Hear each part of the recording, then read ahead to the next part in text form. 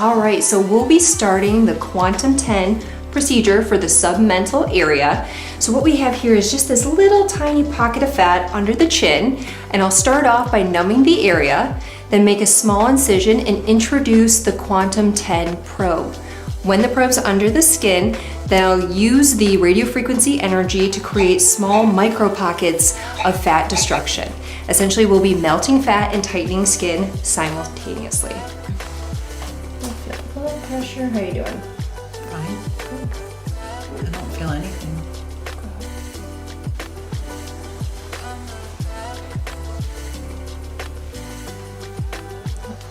Ready to start?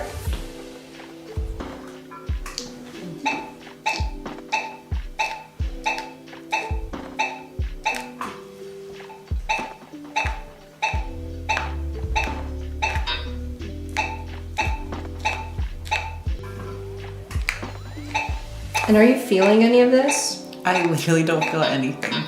Wonderful.